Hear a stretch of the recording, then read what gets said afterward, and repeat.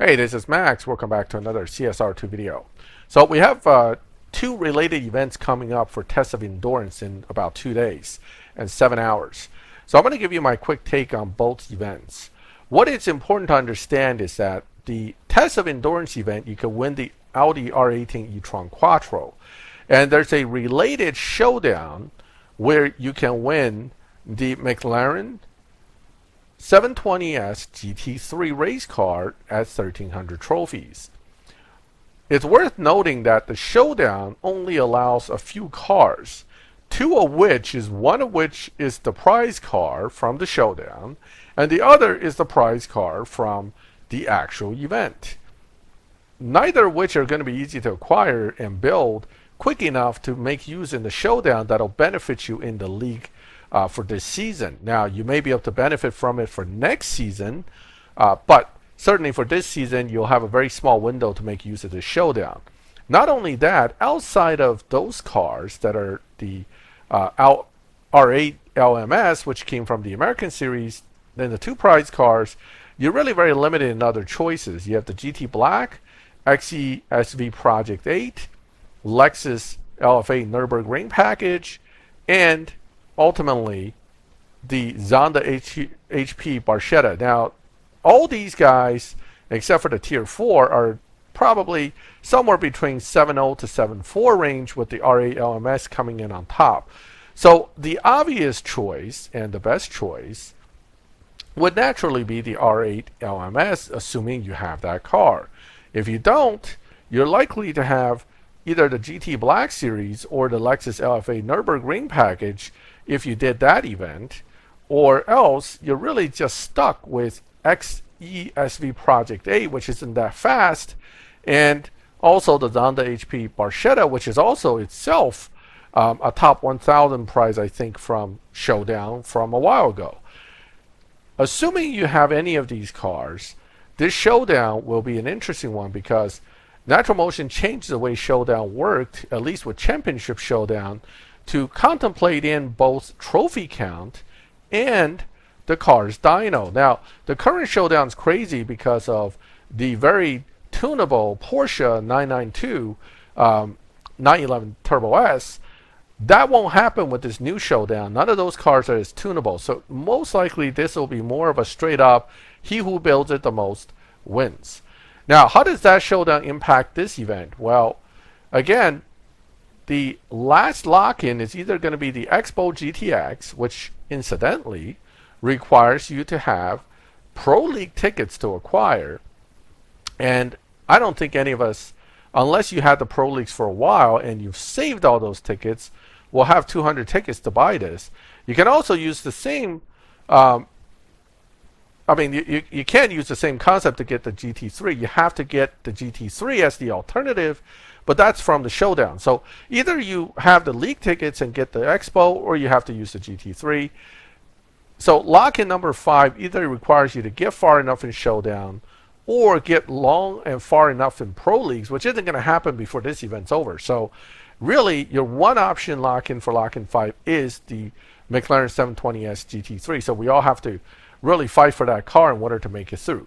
Lock-in number 1 is pretty straightforward and easy. There's a little bit of a lag here to get into some of these. So lock-in number 1 is pretty easy. There are a lot of options here. All the legend cars plus all the Sport Tuner, Elite Tuner cars can be used. And I don't know why this is being so difficult with me today. Here we go.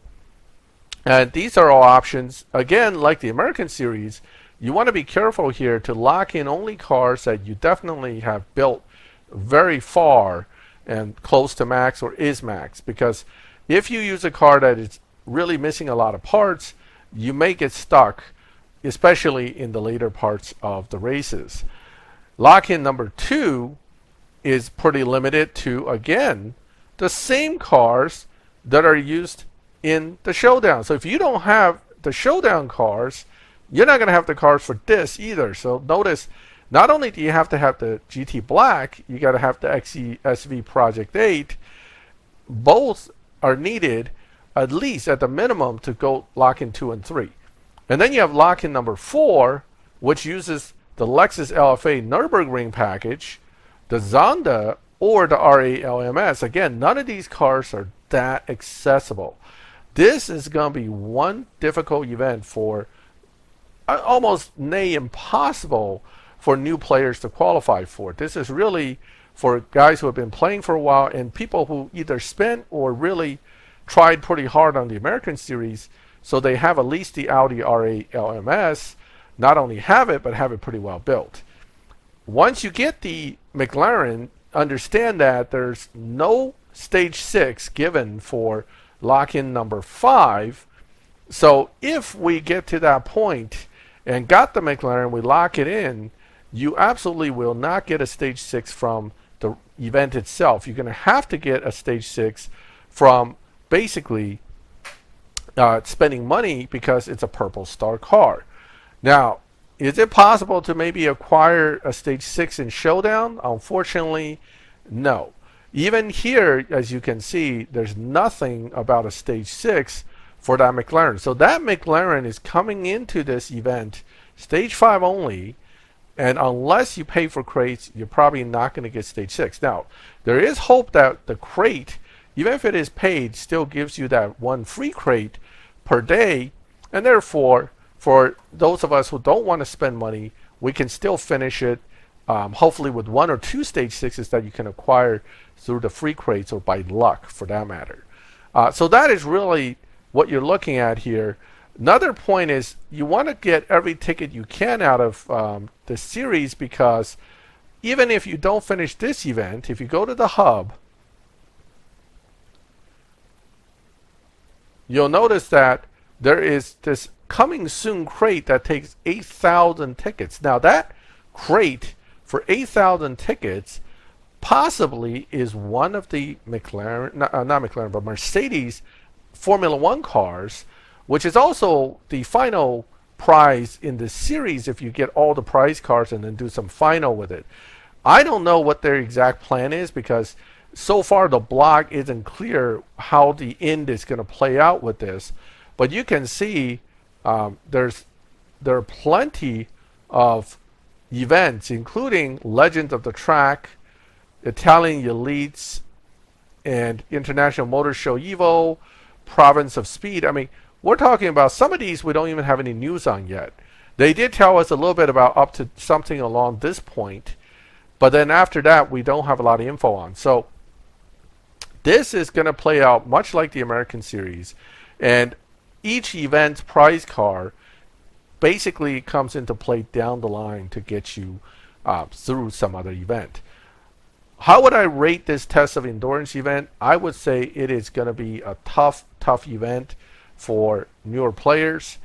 Possibly impossible if you don't have the cars. For those of us who are around a long time and have these cars and have them built, once we make it through that showdown and get the McLaren, it may not be as bad overall an event for us to get through, but we'll have to see. Generally speaking, understand that this event is designed to cost you a few bucks out of pocket, unless you just happen to have everything ready to go. So these are not meant to be easy access, free-to-play player type events. All right, so you know what you're up against, and you know you have very limited cars to work with. So the other point and final discussion is, how will the lock-ins play out as far as difficulty?